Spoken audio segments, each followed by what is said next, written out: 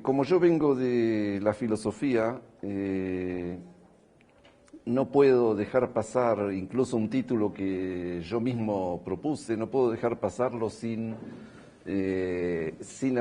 problematizar. Esa es la enfermedad profesional de la filosofía, problematizar incluso aquello que aparentemente no es un problema.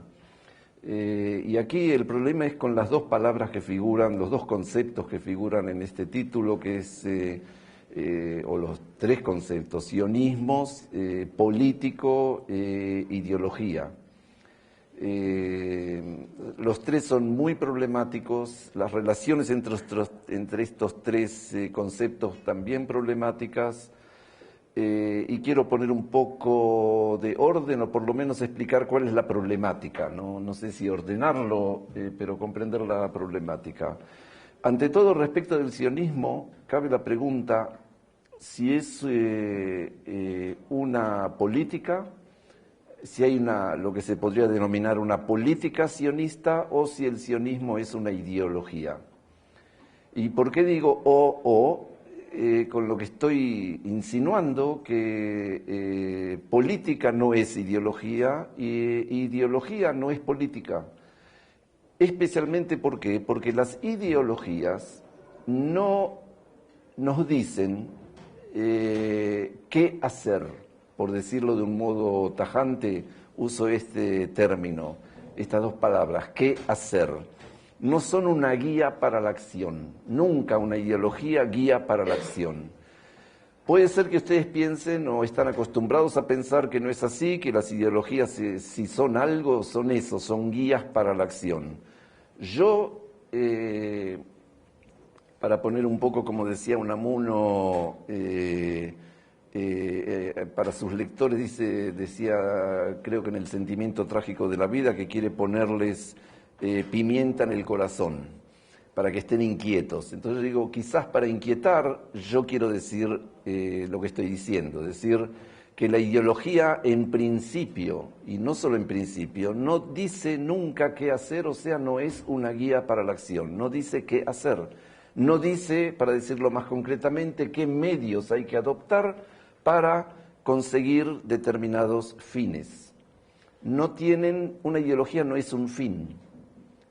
Entonces cabe la pregunta: ¿y qué es una ideología? La pregunta, les dije, el término es muy complejo.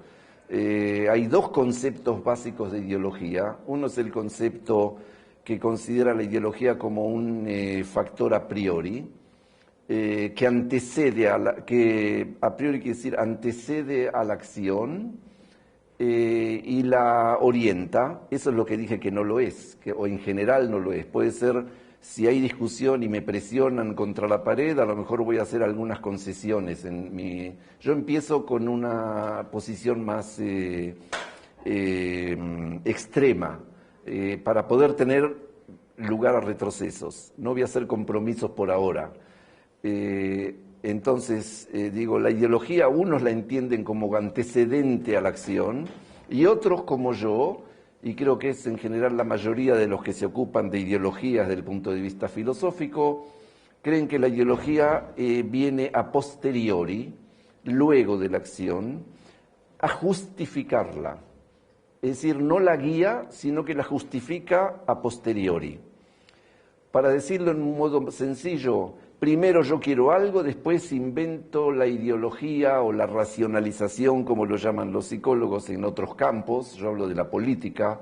Sería como la racionalización de la política. La racionalización es eso, es traer una justificación a posteriori de algo que igual lo haría o lo apoyaría, incluso aunque no tenga justificación. Y ahí viene la ideología a ayudarme a sostener determinadas posiciones prácticas, pero a posteriori, no es una guía. Entonces, lo mismo quiero decir respecto del sionismo. La ideología sionista, no dice lo que hacer. Es una justificación a posteriori de algo que igual harían, aunque fuera sin esa ideología. Y como es una justificación a posteriori de determinadas políticas, nunca nos dice, como dije, no nos dice qué hacer, y por lo tanto hay divergencias políticas bajo la misma denominación de ideología sionista. En resumen, estoy diciendo que es factible, es de suponer que hay no solo varios sionismos, sino que hay sionismos enfrentados. Y hablo de los sionismos políticos, porque también se puede hablar del sionismo no político como el mesiánico. En la historia del pueblo judío, desde la destrucción del Segundo Templo hasta la aparición del sionismo político con Theodor Herzl, lo que existía era un sionismo mesiánico, era una ideología sionista. Los judíos siempre fueron sionistas, se puede decir, y no importa que hayan usado el término o no lo hayan usado, pero siempre se rezaba con que el próximo año viviremos en Jerusalén. Pero ¿por qué se llama sionismo mesiánico? Porque la idea es que vamos a llegar a Jerusalén cuando llegue el Mesías, es decir, no tenemos ninguna intención de ir allá. Cuando llegue el Mesías, es decir, es un sueño, un anhelo no es algo... no es un anhelo, no necesita de la voluntad, porque no hay que hacer algo. El anhelo no dice lo que hacer. Yo tengo anhelos, como el anhelo de una vez por semana, siempre me gusta contar este anhelo mío real. Una vez por semana estar sobre la luna, alejado 300.000 kilómetros de la Tierra. Y solo, quiero tomarme fines de semana en la luna y mirar a todos desde lejos. Y eso me va a fortalecer y voy a volver a este mundo, a la Tierra, con más energías. Es un anhelo, no tengo ninguna intención, no me lo propuse ni me lo pienso proponer, aunque sea factible, aunque digamos que alguna vez puedo sacar un pasaje a la Luna, no lo voy a hacer, me es claro. Pero es un anhelo. Anhelo no es para realizarlo. Es para, si quieren, podemos decir, realizarlo en los sueños. Ahora, el sionismo mesiánico, que imperó durante toda la historia del pueblo judío hasta la aparición del sionismo político, y por eso se llamó político, para contraponerlo al sionismo mesiánico, era un sionismo que no tenía ninguna intención práctica, hasta que apareció el primer sionista práctico. Hubo un antecedente a Theodor Herzl. ¿Cómo se dice? Un precursor a Theodor Herzl, y fue, sorprendentemente, me imagino que habrán oído hablar de él, Shabbatai Tzvi. Shabbatai Tzvi era un Mesías. ¿Qué quiere decir un Mesías? Alguien que se autotitulaba Mesías, creía que él es el Mesías, recibió también el apoyo de algunos rabinos de Egipto para nombrarlo Mesías. ¿Y qué decía este Mesías? Hay que dejar de vivir en la diáspora, hay que viajar a Israel. Esa fue el primero que dijo, hay que hacer las valijas. Sionismo es realización, es algo práctico. La idea es que el sionismo es algo práctico, que hay que transformarlo de idea, de mera idea o ideal, en objetivo. Y esa es la diferencia entre objetivo e ideal. Un ideal no tiene medios para realizarse. Ideales se puede sostener porque no nos molestan, entre paréntesis. Nos hacen bien a veces, nos hacen bien, quiero decir, al ego. Nos llenan el ego tener ideales determinados, pero no nos obligan a hacer nada.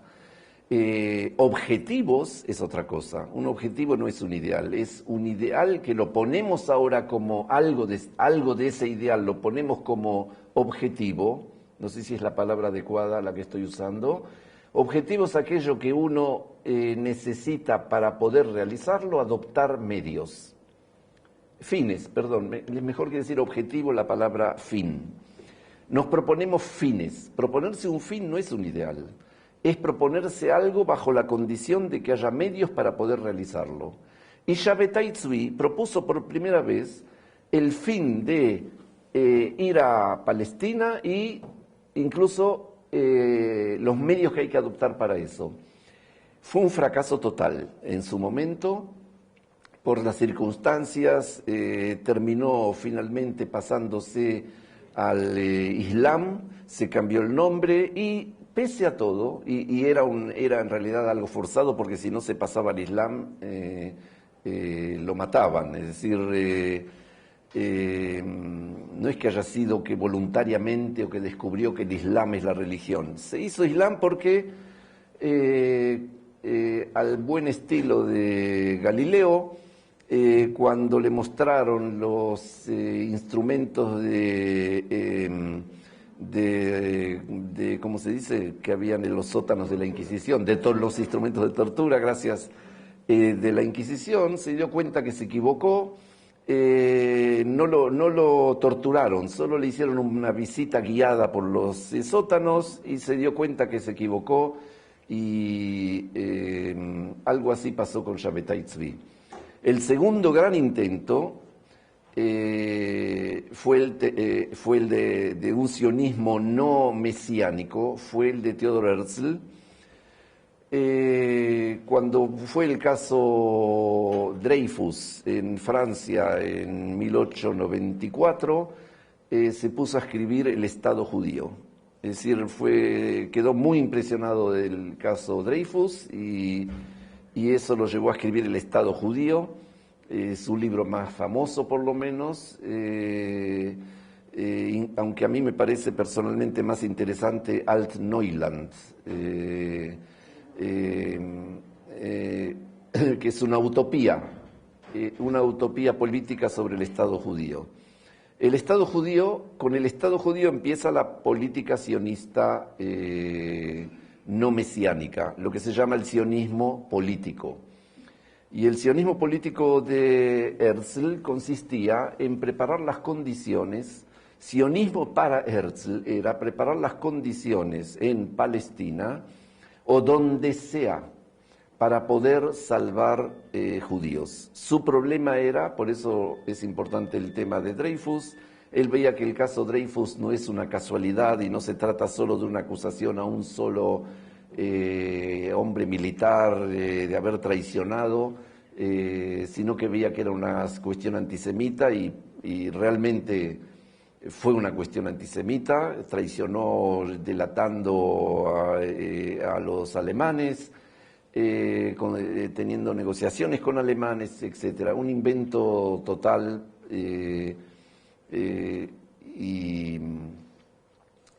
ahora lo que Herzl dice es que hay que entonces que el problema judío para el cual el sionismo viene a ser la solución es la persecución de judíos en la diáspora y que mientras que los judíos vivan en la diáspora va a haber persecución, aunque él era mucho más liberal de algunos sionistas modernos, porque él no creía que era una cuestión inevitable esta persecución.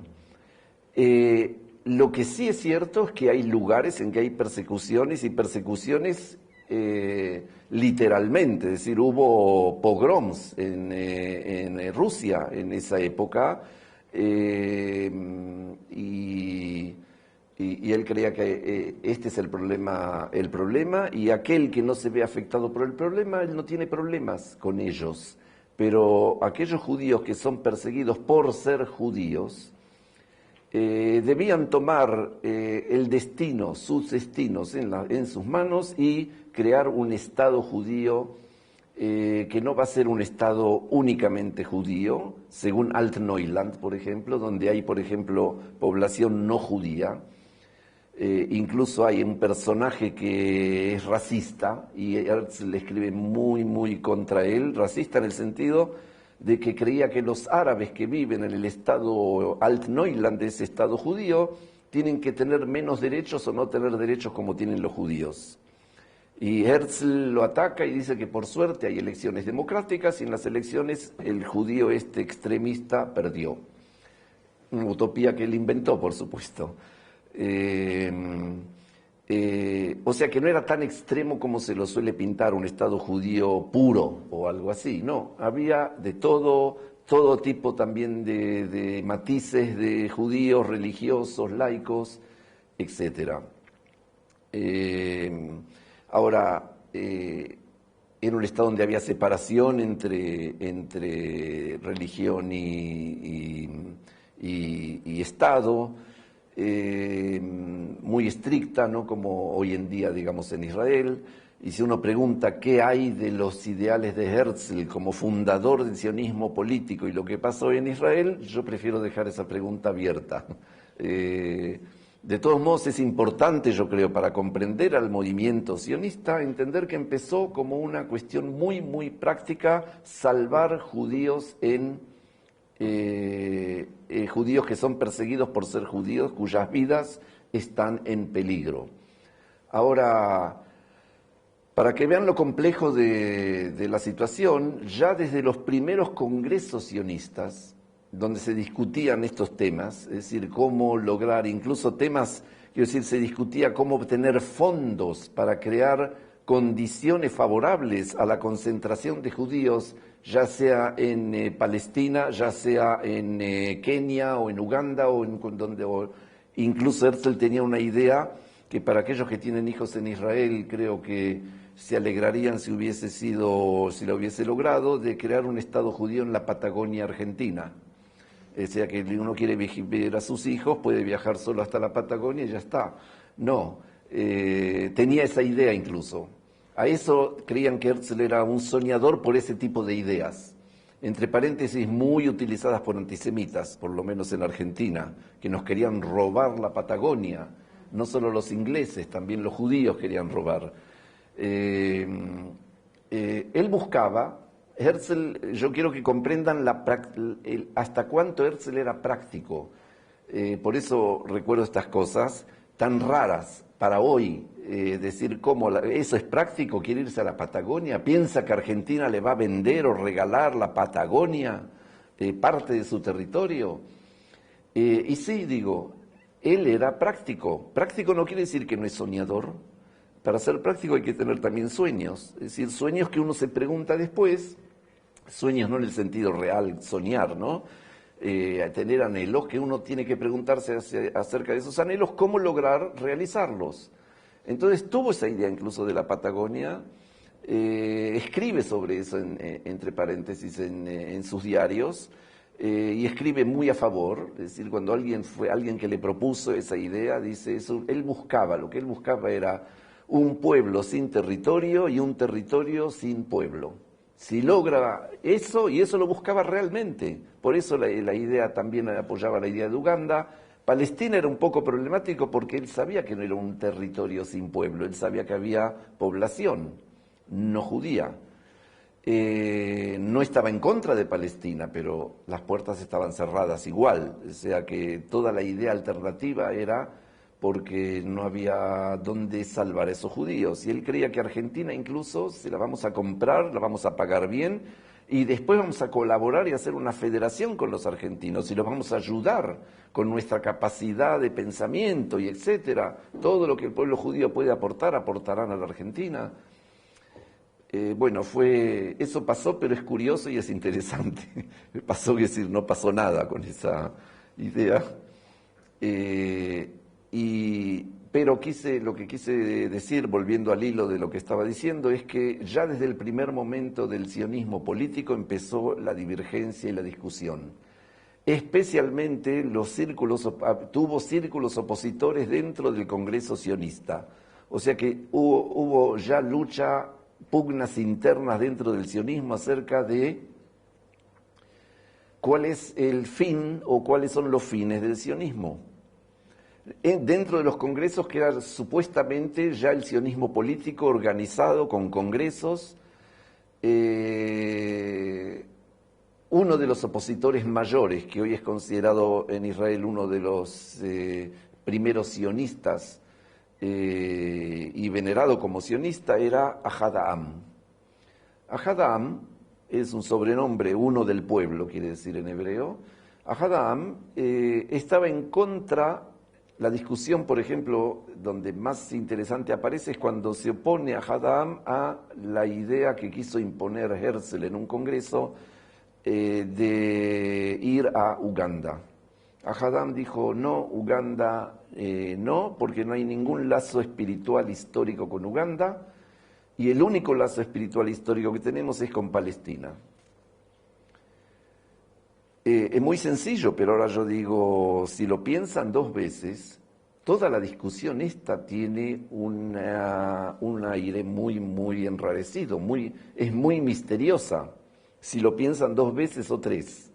Si dos no alcanza, propongo pensarlo tres veces. ¿Cómo puede ser que Herzl esté proponiendo Uganda y venga alguien a decirle, pero con Uganda no hay lazos culturales o espirituales, históricos?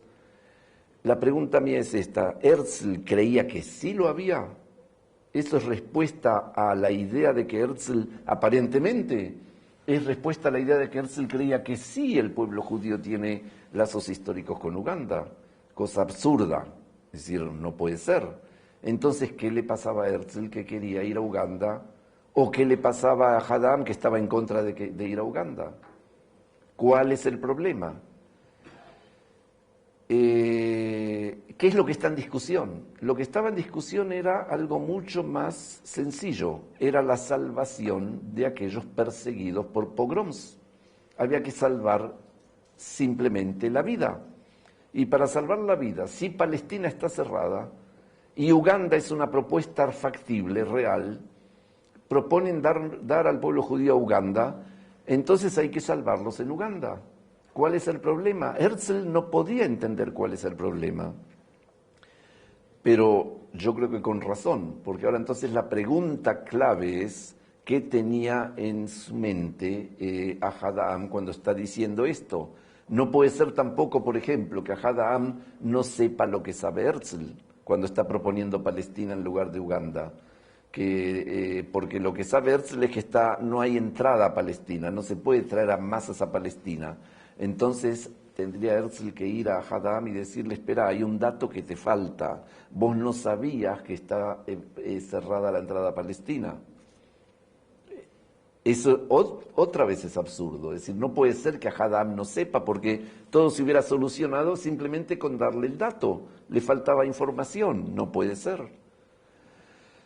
En un momento de acaloramiento, hay que reconocer, de la discusión, Ahadam, lo voy a citar, dijo, cuando Herzl dijo, bueno, el tema es salvar a los judíos, ¿por qué acepto Uganda? Yo sé lo que estás diciendo, yo sé que no tenemos ninguna conexión espiritual con Uganda, pero yo quiero salvarlos.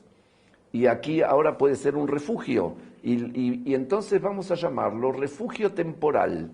Va a ser un refugio temporal. Entonces, a Ahadam tampoco le gustó. Y refugio temporal, si yo ahora me pregunto otra vez, tomando con seriedad estas palabras de la historia que cada uno, yo creo que hablo de cosas muy conocidas. Refugio temporal sería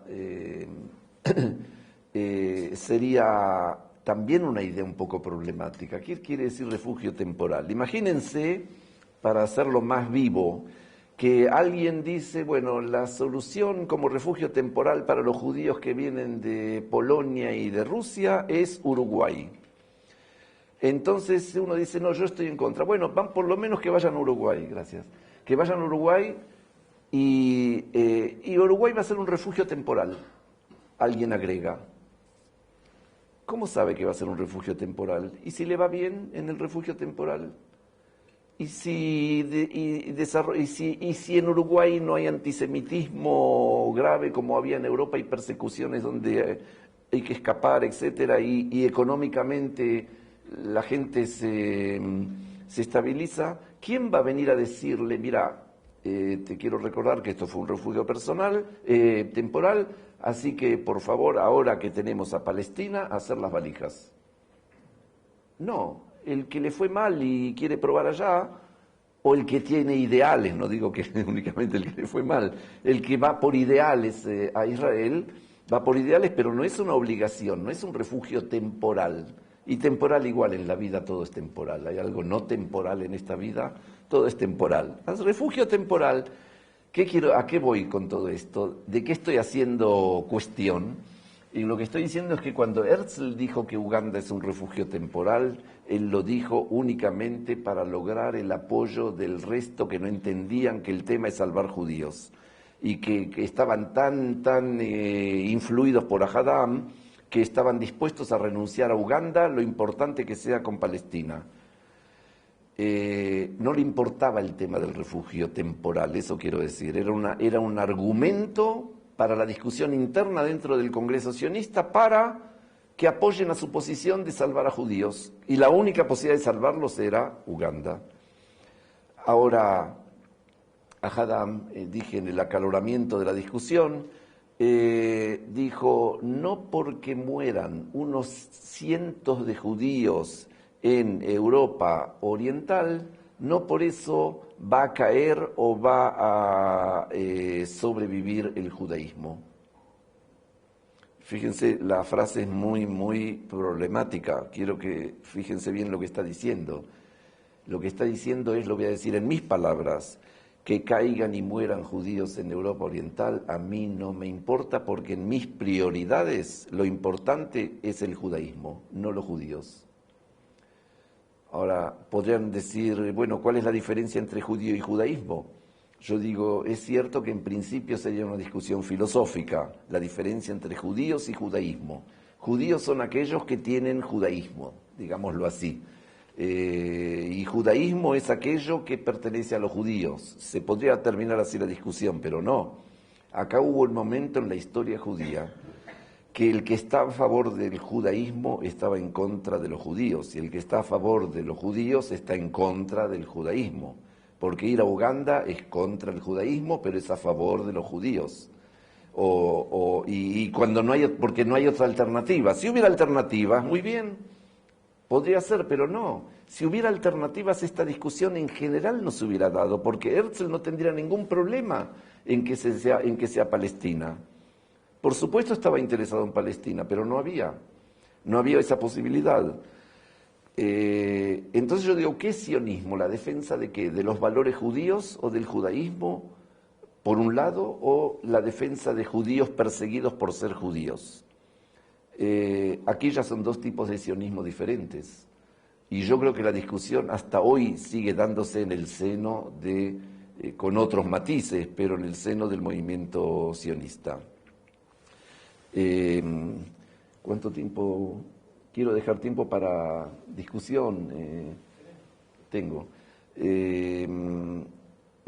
Ahora, ¿cómo esta discusión entre Ahadam y Herzl, digamos, que para mí es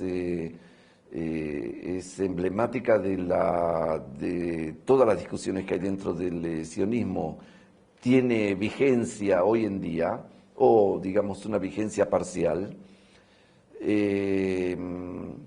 con la comprensión de que el sionismo venía, no hablé todavía de eso, es decir, empecé por la cáscara y ahora voy un poco más al núcleo del tema, y digo, el tema del sionismo era un tema que surgió a la vez con el problema del surgimiento de las nacionalidades.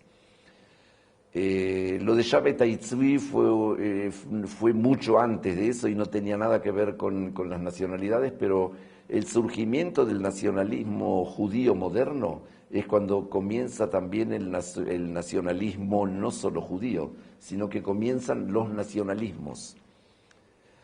Es un nacionalismo, es decir, ver al judaísmo como una nacionalidad, eso es una novedad histórica, porque siempre fue una identidad más bien religiosa, aunque es cierto que es una religión que exigía mucho más que otras religiones.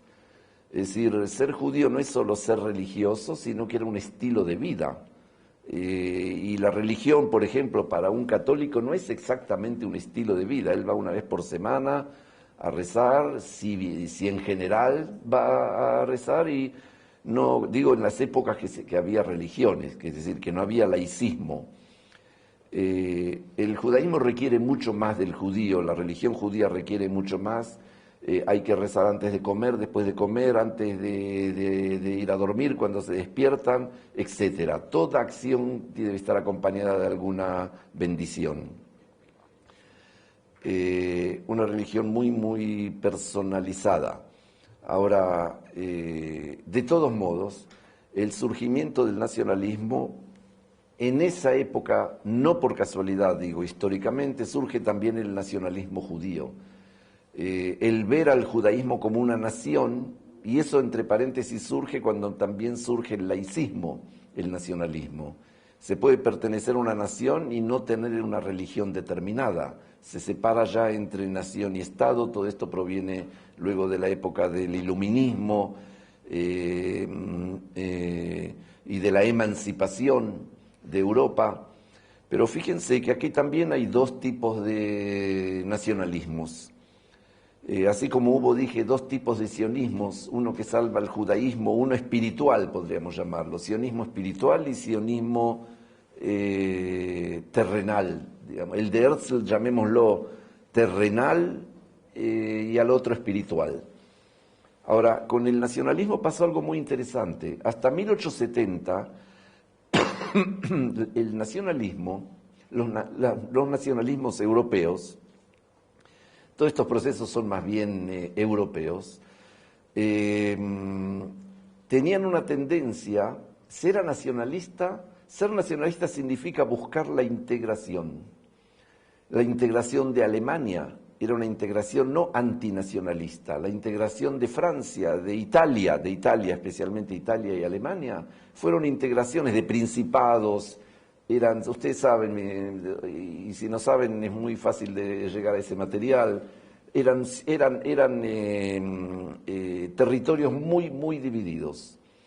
Y en esa época, hasta 1870, se dio fue la época de la integración.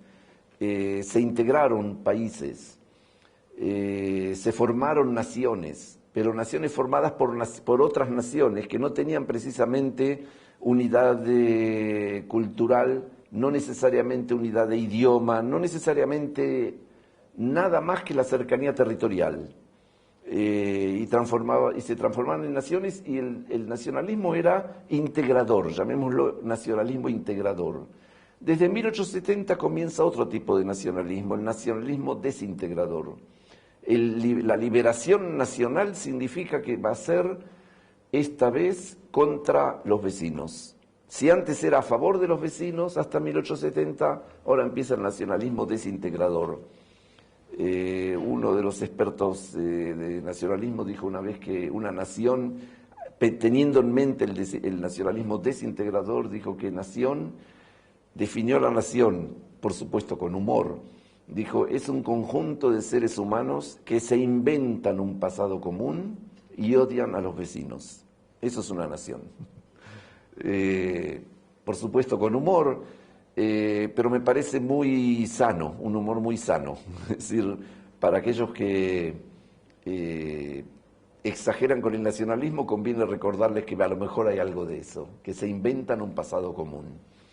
Ahora, empezó esa época de inventarse pasados comunes y en lugar de unificarse en nombre del nacionalismo, se habla de la separación.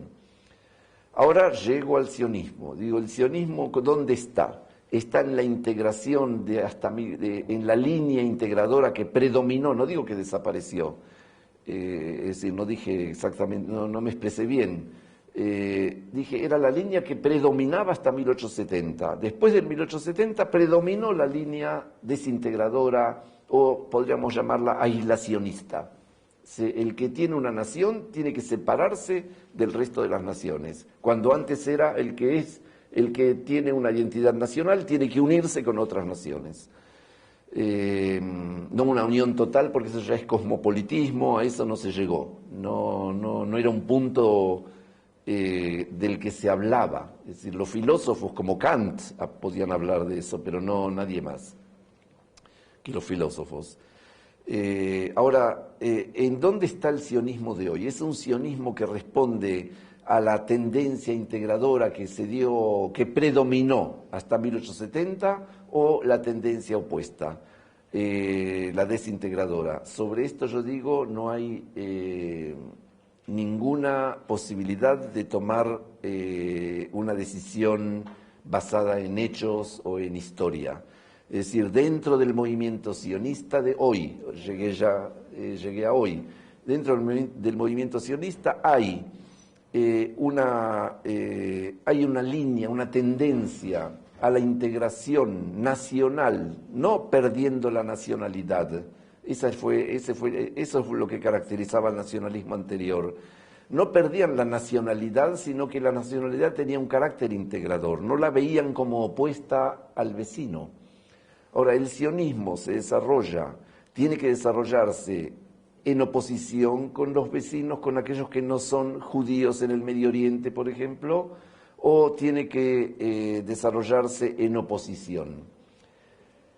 Quizás nadie se plantea las cosas en términos tan tajantes como yo los estoy presentando ahora, pero yo creo, estoy convencido de que se puede presentar a las luchas que hay hoy en día políticas dentro de Israel y dentro del movimiento sionista en general, como luchas que tienen, en última instancia se las puede exagerando a los fines de la comprensión intelectual, teórica. Se puede decir que se trata de dos líneas divergentes de sionismo: el integrador, que busca integrar y que no ve en eso un problema, en integrar a Israel, como Israel es el resultado del sionismo político, es la concreción del sionismo político, integrarlo en el Medio Oriente, o intentar de hacer todo lo posible por mantener a Israel aislada en el Medio Oriente, no colaborar con la zona, buscar el mínimo de colaboración con la zona. No me pregunten quién está con qué línea, porque no es fácil no que no se puede detectar, pero no es fácil de hacerlo, porque la ideología siempre oculta este tipo de divergencias que podrían ser más claras, pero ideológicamente no. Y esto es esa es una tendencia. Después hay otra tendencia que yo diría precisamente no integradora, es la línea de, no sé si han traducido al castellano el libro de Shlomo Zand, ¿Quién inventó al pueblo judío? No sé si oyeron hablar, pero es un libro que se hizo bestseller en Israel y bestseller en Europa. ¿Cómo se inventó o quién inventó el pueblo judío? Es un historiador israelí, Shlomo Zand, escribió un libro así provocador, con un título así: El pueblo judío está diciendo, el que no me oyó bien, es un invento. Ahora, ¿por qué escribir una cosa así? ¿A qué lleva? Es decir, y él mismo en el libro tiene conclusiones, él saca sus conclusiones. ¿A lo que lleva eso? Un poco a desprestigiar, diría yo, la historia judía. El pueblo judío no existe, en realidad es un invento. Es como decir que no existe, no puede decir no existe. No existe, es exagerado, entonces vamos a decir lo inventaron. Yo críticamente diría, bueno, pero quizás todos los pueblos son inventos, como decía lo que cité antes, ¿no? Que la historia, se inventan una historia común. Pero entonces, ¿por qué decir quién inventó al pueblo judío? ¿Por qué no decir quién inventó a los pueblos en general? El hecho de decir a los judíos y no, por ejemplo, a los palestinos, no se pregunta quién inventó al pueblo palestino, no, quién inventó al pueblo judío. Muy problemático, quiero decir, este tema. Por supuesto, en Israel fue, yo lo justifico, muy atacado, quizás no con los argumentos apropiados, porque quiso hacer una política a partir de la utilización de una terminología tal. Más aún, se copió ideas que solo lo dice en un pie de página, para que no digan que no copió nada o que no sabía, de Ben Gurión. Cosas que no se saben de Ben Gurión en general porque no han sido traducidas, solo en hebreo. Ben Gurión y Ben Tzvi escribieron un librito, hicieron una investigación en los años 1920, donde la conclusión de Ben Gurión era que la mayor parte de la población árabe de Palestina son los verdaderos judíos que no se fueron luego de la destrucción del templo. Los judíos no abandonaron, la idea de Ben Gurión era que los judíos no abandonaron Eretz Israel, sino que los que abandonaron fueron élites. La élite política abandonó, el resto eran campesinos, la mayoría eran campesinos, y que cuando llegó el Islam les propuso, y todos eran partidarios de Galileo, porque cuando el Islam les dijo, o nos entregan las tierras, o se islamizan. Entregar las tierras es entregar la fuente de trabajo. Entonces dijeron, bueno, yo me islamizo. La mayor parte de los judíos se islamizaron. No es mi teoría, que quede claro, es Ben Gurión. Ben Gurión, David Ben Gurión, si alguien cree que es otro Ben Gurión, ¿no? Esa es la teoría de Ben Gurión, y el que en realidad desarrolló más, porque Ben Gurión no era un antropólogo, el antropólogo era Ben Tzvi. Y él escribió esto con Ben Tzvi. Y Ben Tzvi escribió otro libro de 2 tomos, no un librito. El libro de Ben Gurión es un librito. Estos son 2 tomos que escribió Ben Tzvi, que se llama La población de Eretz Israel. Es el título de los 2 tomos. Es un libro que no ha sido traducido, escrito en hebreo, nunca fue traducido a ningún, que yo sepa, a ningún otro idioma, ni siquiera traducción parcial. ¿Será que será un libro aburrido? De todos modos, lo que cuenta Ben Tzvi es que él paseó por las zonas palestinas, por las aldeas palestinas, y ¿qué vio ahí? Vio que los nombres de muchas aldeas, de la mayoría de las aldeas palestinas, son nombres que figuran ya en la Biblia, en el Viejo Testamento. Y no solo figuran, algunos exactamente como figuran en la Biblia, otros con algunos cambios. Kfar Kana, no es exactamente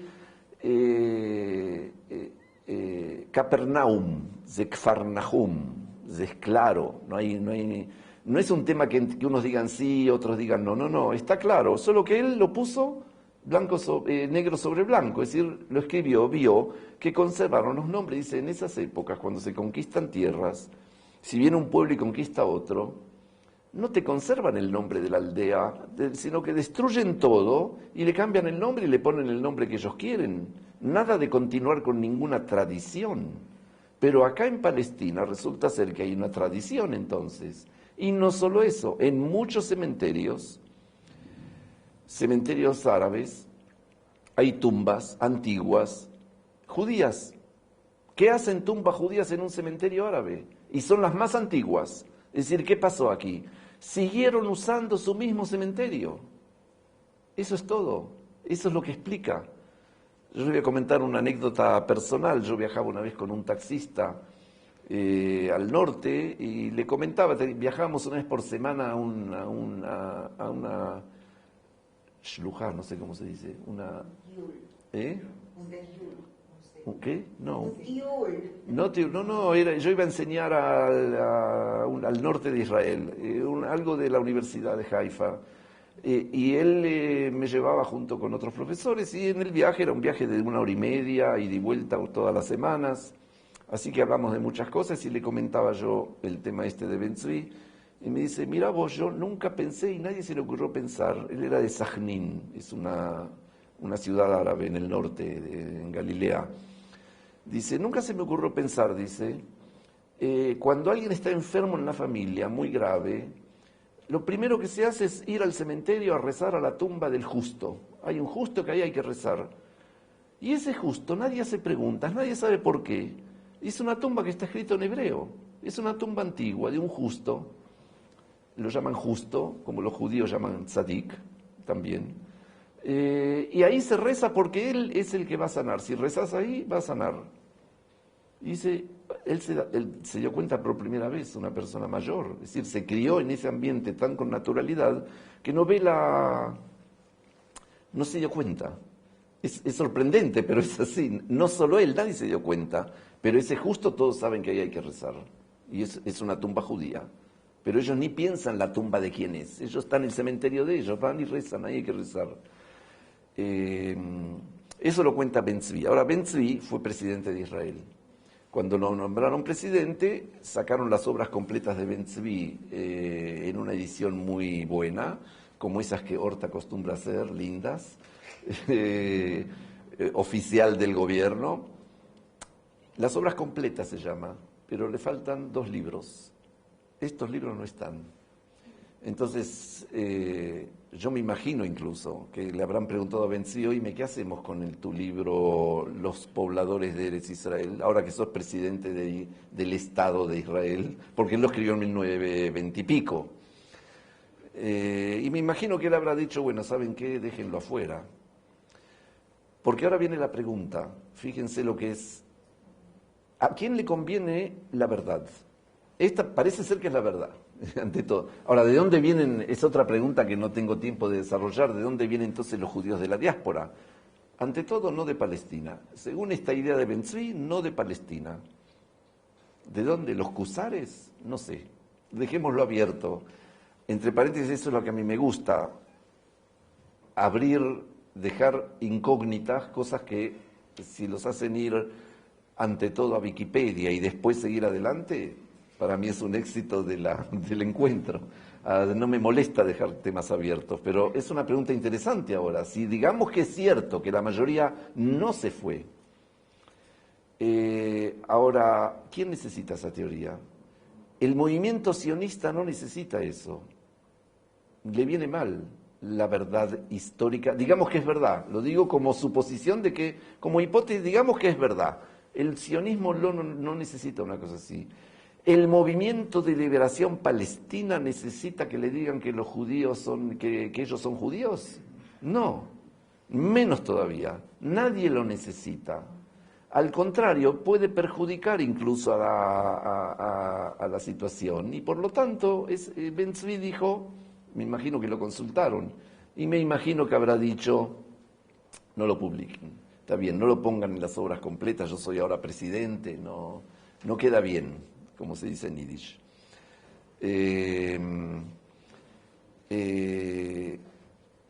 ¿A qué voy? No me está claro. Es decir, con este tipo de anécdota, a lo que voy es en realidad, sí que me está claro, ¿no? Es mi tipo especial de humor. Lo que voy es que el tema es un tema de divergencia, que puede haber un sionismo integrador que quiere crear un Estado donde haya participación total, democrático, participación total de la minoría árabe, y un Estado que sea un Estado puro, solo judío, sin árabes, etcétera, etcétera. Hay tendencias hacia el sionismo, no voy a decir quién tiene la mayoría y quién minoría, porque ninguno va hasta el extremo de estas dos posiciones. No existe es un modelo teórico para comprender en realidad tendencias, no realidades.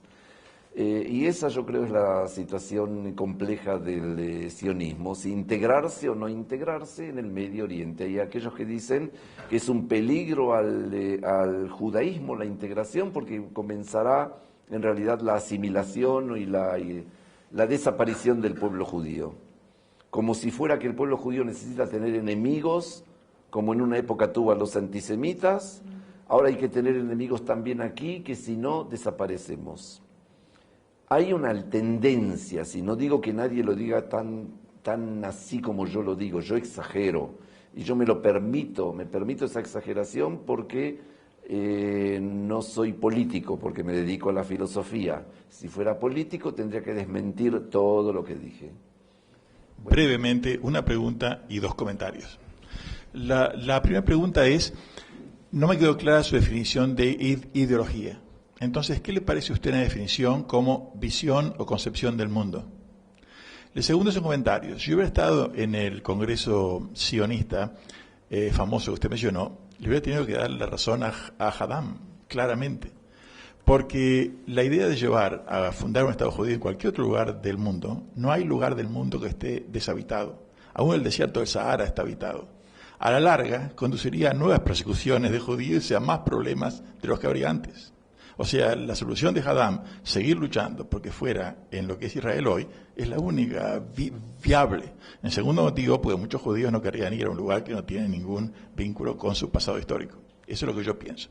Y la segunda razón es que el probable motivo que a usted no le quedaba claro por qué el libro de Ben Gurión no se tradujo a otras lenguas, es probablemente, por lo que oí, por su falta de rigor histórico y científico. Yo creo que usted se hace vida fácil, se facilita la vida diciendo que no hay rigurosidad. Por lo que usted dijo, no lo veo rigurosidad. ¿Cómo?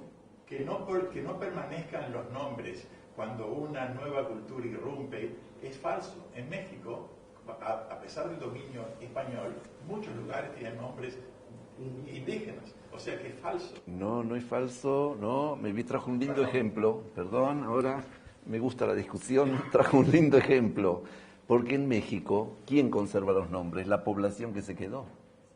Todos. Sí. Oficialmente.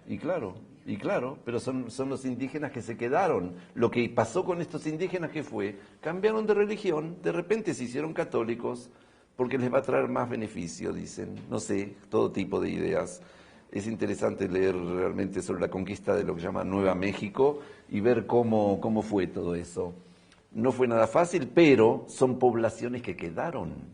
Es precisamente lo que está diciendo Ben Zvi. Son poblaciones que se quedaron, o sea que es el mismo ejemplo, y o sea que si ese fuese el argumento por rigurosidad histórica, no. Nadie rebatió entre paréntesis. El tema interesante es que no es si no hay rigurosidad histórica, tendría que haber académicos, por ejemplo, que se hayan puesto a rebatir esta idea. No, simplemente está ignorada. No la tradujeron, nadie la conoce. Los que saben hebreo la conocen como cosa curiosa y nada más, nadie la discute. Es difícil de discutir, entre paréntesis. Ahora, ese es el respecto del tema, es decir, su ejemplo me vino bien a mí. Segundo, el tema de ideología, dijo que no la definí. Voy a dar una definición a los fines de la discusión, es un conjunto de ideas y creencias, una mezcla de conocimientos y creencias, es decir, no es solo ideas o conocimiento con creencias que no tienen rigurosidad, aquí sí. ¿Qué le parece? La concepción del mundo. Sí, se la puede llamar, estoy de acuerdo que se la llame también concepción de mundo. Pero ¿qué es una concepción de mundo? Un conjunto de ideas y creencias que vienen a justificar, eso es lo que así yo traté de definirlo a los fines de la discusión, porque hay una definición, ya la expliqué también opuesta, pero que creo que no es adecuada, lo discutiría, que es un conjunto de ideas y creencias que vienen a justificar a posteriori algo que igual estamos dispuestos a hacer, es decir, tiene un carácter práctico, cuestiones del hacer, que estamos dispuestos a hacer, incluso si no tuviésemos esa justificación ideológica, lo haríamos. Como por ejemplo, les voy a dar un ejemplo de ideología, que a los chicos hay que mandarlos al jardín de infantes, porque es bueno para ellos, es bueno para el sacrificado.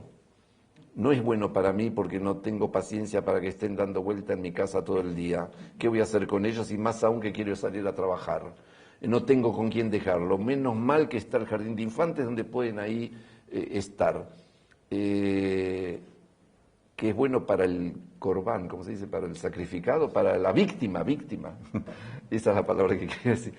Es bueno para la víctima, es una ideología. Que los chicos, pregúntenle a los chicos si quieren al jardín de infantes. En general van a decir que no.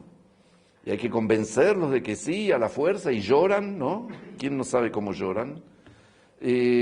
Bueno, lo sacrifican, pero con una ideología que nos haga un poco bien, que nos satisfaga. Lo hacemos por el bien de él. Él tiene que aprender inglés, tiene que aprender a vivir con otros chicos, es para el bien de la víctima. Eso es ideología. Traje un ejemplo a propósito provocativo. Yo pienso que Herzl creó el sionismo solo por un hecho fortuito, que fue el caso Dreyfus, que lo difundió más bien Emilio Solá, porque él no era un judío convencido porque él se casó con una no judía, la esposa de Herzl no era judía, y los hijos de Herzl seguramente se criaron como cristianos. Incluso estuvo cuestionado de que él pidió de que se trajeran los restos de los hijos a Israel, y en Israel se cuestionó si era justificable de que los hijos de Herzl, que fueron criados como cristianos y posiblemente en el sepulcro tenga una cruz. Por otra parte, quiero decir algo que no tiene nada que ver. Alguien que tuvo una actitud similar a la de Herzl pudo haber sido el barón Hirsch, que quiso crear de repente colonias judías y a través de eso posiblemente en determinado momento también una nación. Bueno, yo me acordé que no contesté cuando escuché su acotación, no contesté a lo que usted dijo también, al tema de algo semejante.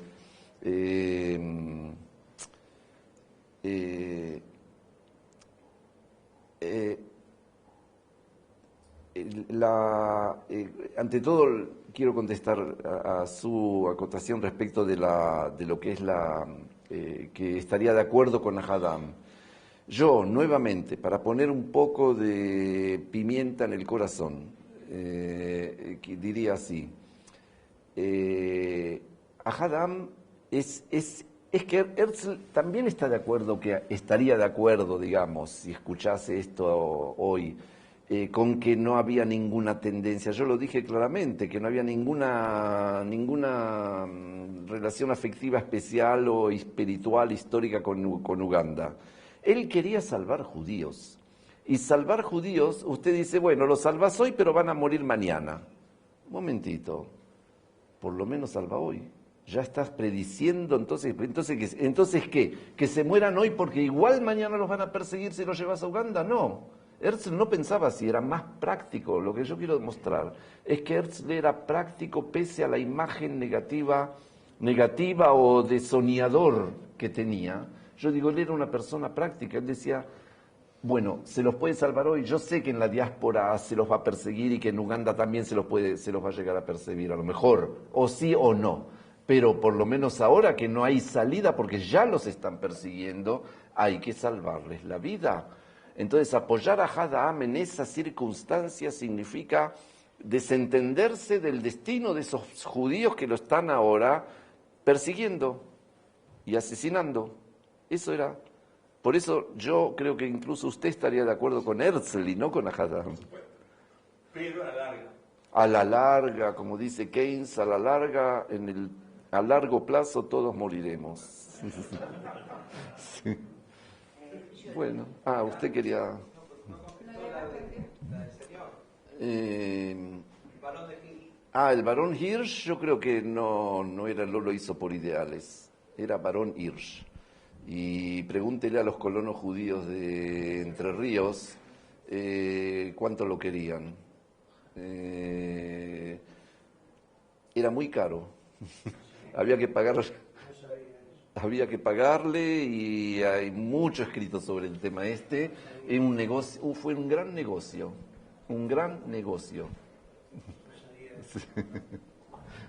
Respecto de lo que usted decía en primer lugar del primer Congreso Judío Mundial, en el que Herzl tenía esa controversia con Ahad, es porque ambos ambos tenían distintas nociones de pertenencia. Es decir, Ahad era, como usted decía, un mesiánico judío. Y Herzl era un abogado, era un periodista que vino a cubrir el caso Dreyfus. Ahí se iluminó. Ahad no. Ahad ya estaba iluminado.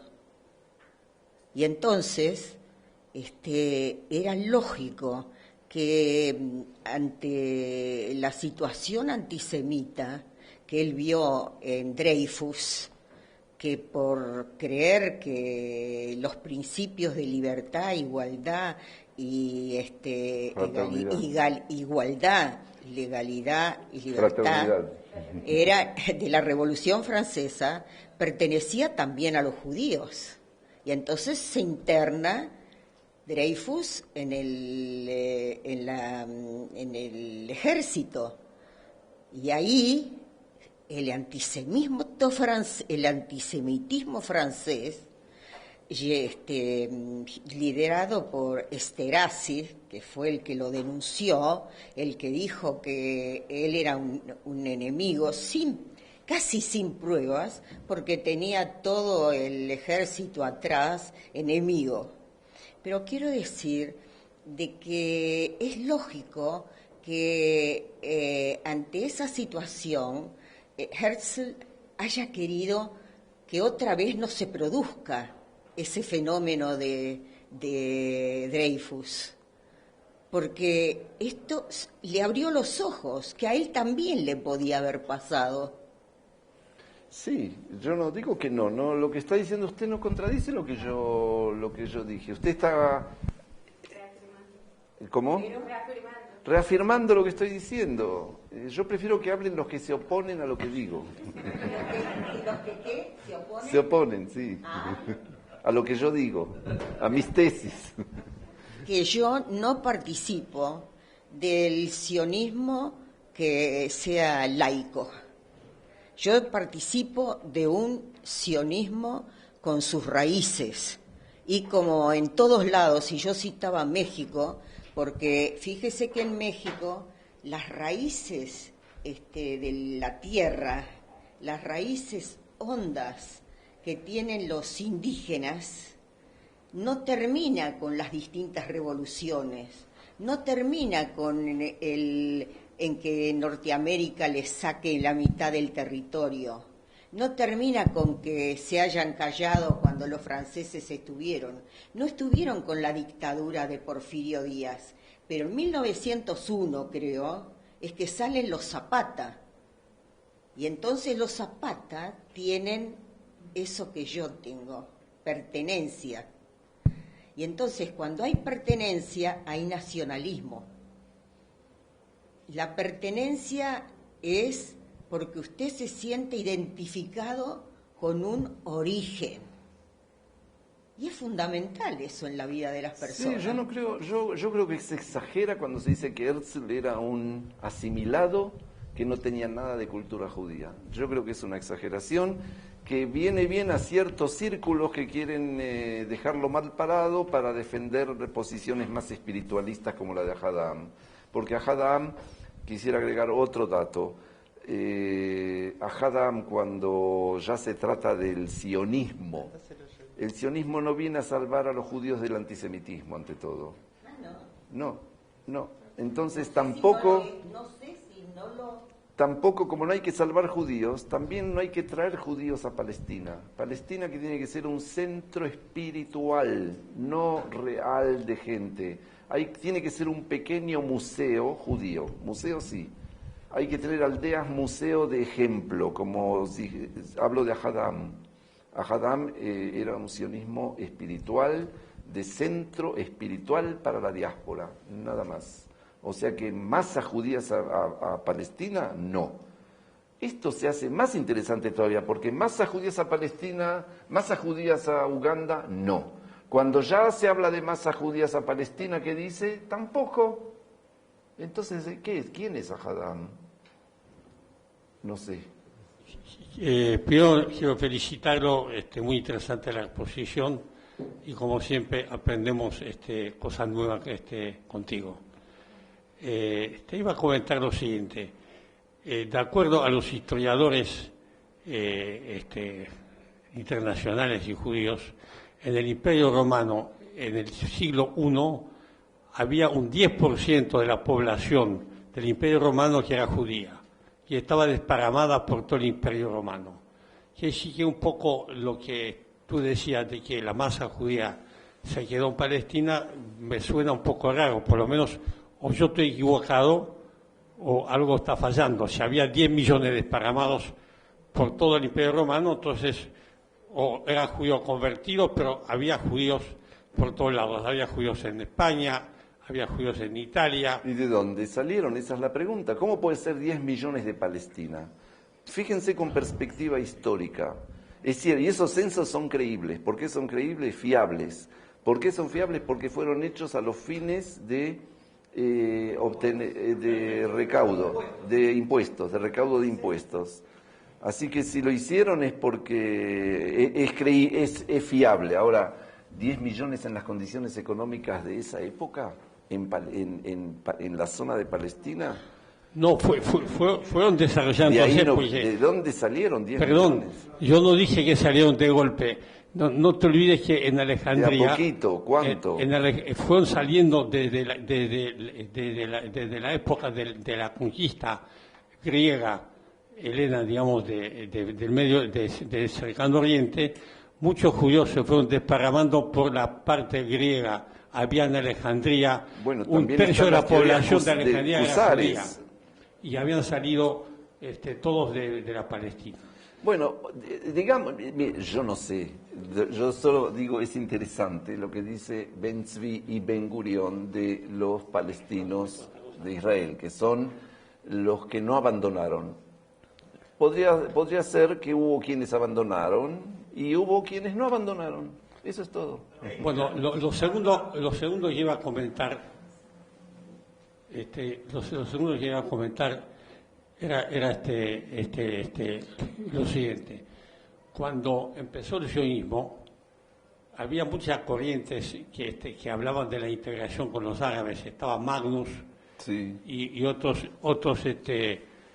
judíos sionistas de aquella época, que hablaban de no tanto una independencia judía, sino una integración con la población más que palestina. Confederación, un Estado binacional, que es, entre paréntesis, un concepto que está volviendo, donde en los círculos, en círculos religiosos. Y lo último que digo... los que están a favor de asentamientos, hay ahí un movimiento bastante importante de gente que habla de Estado binacional como la única solución posible para el conflicto. Estado binacional no quiere decir predominio judío o apartheid o cosas así. No, realmente Estado binacional. Hay de todo. Bueno, lo último que iba a comentar es de que, digamos, cuando empezó el sionismo, no fue un movimiento religioso, fue un movimiento de la izquierda judía, que estaban dudando entre quedarse en los países del este, integrarse a los movimientos de izquierda de tipo menchevique y bolchevique, o ir a la Palestina continuando con sus ideas de izquierda. Es decir, que no había mucha religión y tampoco había tanto sentimiento de judaísmo. Había deseos de salvarse como judíos. Estoy de acuerdo, es decir, es un tema interesante en relación a lo que usted dijo, es decir, que los círculos religiosos, los rabinos eran al principio del sionismo, anti-sionistas, y Herzl tenía un enfrentamiento muy grande con ellos.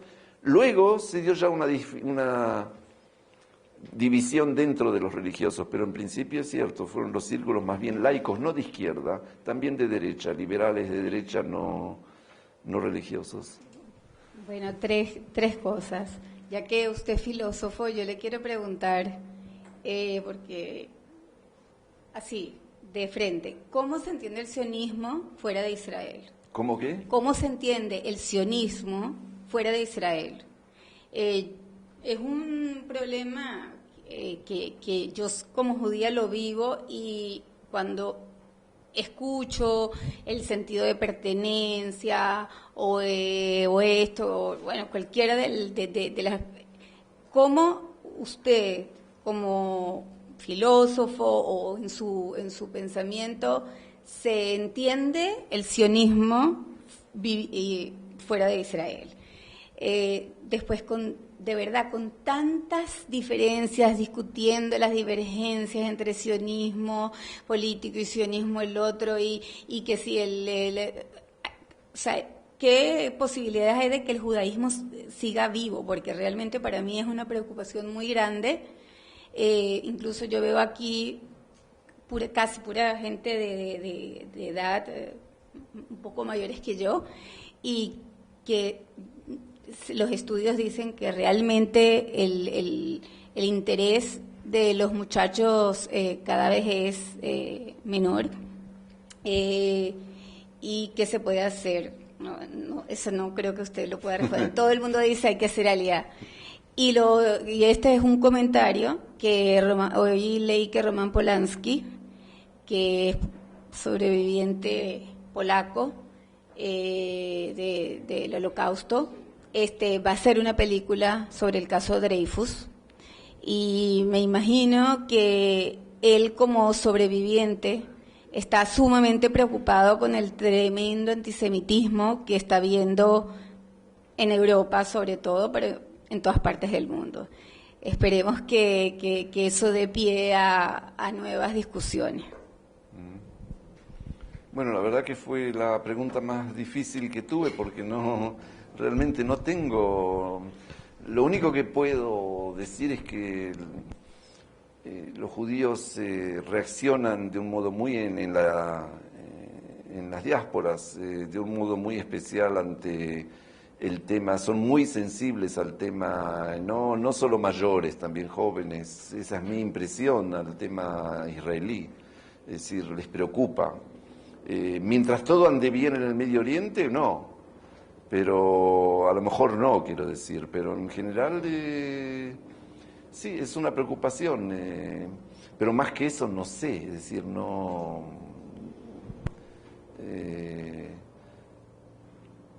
No tengo respuesta, reconozco, no sé lo que. Buena pregunta. Primero quiero aclarar que no soy judía, desconozco toda la temática del sionismo, que es muy compleja, la política, no sé nada de todo eso, pero... no, ahora sí sabe. Bueno, un poquito. Una hora estoy hablando. No, pero lo comparo con otras cosas que suceden en el mundo, que a veces no es muy comparable, pero yo le pregunto a usted, que es el experto, si la temática esta no tiene también algo más profundo, y disculpe que lo voy a comparar con otras culturas que no tienen nada que ver con el judaísmo, pero en las que sucede algo parecido. Por ejemplo, en la India, en los países, en el Tíbet, en Bután, todos países que tienen su religión, su cultura muy antigua, y con la entrada de Occidente a veces se da un choque muy grande cultural. Entonces, quizás el problema es muy profundo y no solo atañe al pueblo judío con su particularidad, pero también a otras culturas. Yo, por ejemplo, cuando estuve en Nepal, ellos tienen 70 etnias diferentes, que son 70 culturas totalmente diferentes. ¿Dónde? En Nepal, dentro de un mismo territorio, con religiones distintas, idiomas distintos. No hay una unidad. O sea, en toda Asia hay una cantidad de culturas que conviven dentro de una frontera dibujada, pero que no tienen una unión Entonces, quizás el problema es más profundo, porque, por ejemplo, en la India o en el Tíbet, todas esas personas también sufren la entrada de Occidente, que va alejando a los jóvenes de sus tradiciones, de su forma de vestir, de las cosas. Se está resquebrajando todo eso. Se está planteando un problema similar. Entonces, por un lado se da una estructura política estatal que quiere funcionar, como usted decía, vamos a inventar una nacionalidad para juntar, ¿no? Pero por otro lado eso, Yo no decía eso. Bueno, digo, cuando contaba lo del nacionalismo en Europa, cuando surge. Pero por otro lado, la realidad de los seres humanos no se ciñe a eso, a esa voluntad de poner una frontera y un formato. Entonces, creo que el problema es muy difícil, pero habría que realmente hablar a fondo. Usted dice la verdad no conviene. Yo creo que la verdad siempre conviene. Tampoco dije la verdad no conviene. Bueno, pero en general es la tendencia humana, nadie quiere escuchar mucho la verdad. Pero quizás buscar una solución creativa para poder conciliar esas dos cosas. Porque no se puede borrar ninguna de las dos tendencias. Bueno, yo creo que lo que usted está diciendo yo lo traté de expresar de un modo muy sucinto cuando hablé de tipos de nacionalismos integrativos y exclusivos.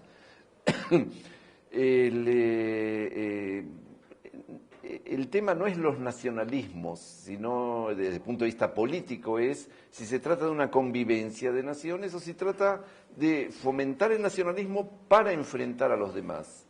Y esas dos cosas no están decididas por ningún tipo de cultura, no está inscripto en ningún tipo de cultura, esta cultura tiene que ser integracionista o aislacionista, no.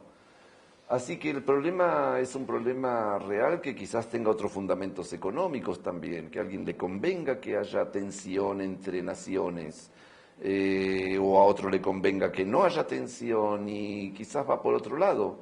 Pero se aprovecha el nacionalismo porque la gente tiene una tendencia difícil de explicar, pero clara como existente, a buscar la identidad, una identidad nacional, una identidad cultural.